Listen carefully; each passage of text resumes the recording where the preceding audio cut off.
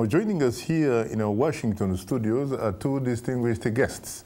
Seifu Zawade of the Ethiopian opposition party, the People's Congress for United Struggle, also known as Shengo, and Peter Heinlein, Voice of America correspondent, who until recently reported for us from the Ethiopian capital, Addis Ababa, for at least 5 years. Sure. Well, I have to say, frankly, gentlemen, that it's a pleasure having you on Straight Talk Africa. Well, thank you very much, Shaka. Thank you, Shaka. Nice to see you again. Yeah, in your particular case, I think the last time I had you on the show was actually after the elections of 2005. Exactly. Exactly, the famous election. I'm glad that you are still in one piece. The end of democracy. And of course, Peter, for the first time, we're having you right here in Washington because you've appeared on the show, but from different parts of the African continent. That's right. It's good to be here in the studio with you, Shaka. Thank you. Thank you so much for your contribution so far. Both on a programming note, we invited the Ethiopian ambassador to the United States, Gerima Biru Geda, but by the time we went on air today, we had not heard back from them. We apologize for that. Later in the program, we'll give you, the audience, a chance to call and talk with our guests. The number to call is 202-619-3111, and the US country code is 1. Well, first of all, it's a pity, frankly, Peter, that, you know, when Meles died, a man you've covered for the last 5 years, you happened to be out of the country. Yes, I just left weeks before he disappeared. In fact, less than a week before he disappeared. It was, I mean, I actually had seen him fairly recently before that, and he was looking a little pale, but there was really no indication from those meetings and from his appearances on TV that he was any more ill than usual, although there had been rumors for years that he was suffering from some unknown disease, unknown to us at least. Are you surprised by the manner in which Ethiopians in particular and the world has reacted to his death?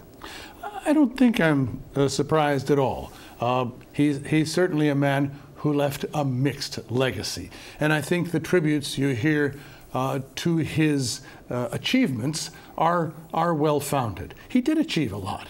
But at the same time, you hear a wellspring of opinion from Ethiopians, and unfortunately not so much from Ethiopians within Ethiopia because their voices are somewhat suppressed, but from the voices of other Ethiopians, expatriate Ethiopians, like my colleague sitting next to me, we see a different picture, let's say, and I think we'll hear that. What about you, Seifu Zawade? Are you surprised in the manner in which you Ethiopians in particular have reacted to Meles' passing away and the African continent in general, especially the African leaders? Yes, it is indeed a great surprise to me because it was evidently a spectacle stage managed by the Ministry of Information in Ethiopia. We are all sorry when any relations or any person dies. Mm-hmm. But that kind of manifestation was too political to me. Is that unusual? Very at unusual. Least from the cultural standpoint, really, if you look at the manner in which big people or leaders in Ethiopia have been treated, especially when they are sick? No. I mean, it's a very subdued time of reflection and sorrow. Not really a kind of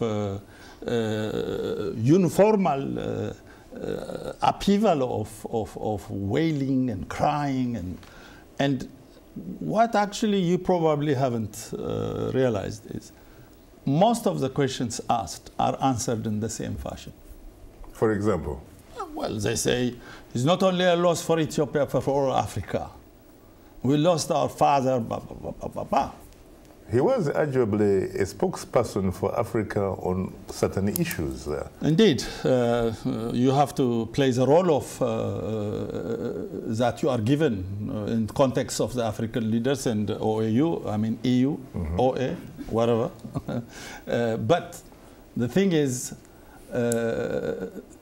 what have you done to your own people? He is supposed to be a champion of anti-terrorist partner to United States, and so he is a terrorist for us. The government, of course, will argue that he built a lot of roads, schools. The amount of money you dish out to him, if you were to give it to me, I'll make Ethiopia look like Paris. It's not an excuse. I see. And how much money has been doled out to him, you know, throughout the 10 years alone is over 21 billion. What about U.S. President Obama's reaction that Meres was committed to the poor, the problems of the poor? This is Shaka. This is what we feel sensitive about. Ethiopians now in the streets are begging for injera. They're going into places in hotels behind the scene. The basic commodity. No, even food to live. But this didn't begin with the Meres? Oh, no, no, no. Even now. Even now. Did you see the television interviews they made of people lined up behind Hilton? Yes. When? Yesterday only. They're buying their food with $2 a drop.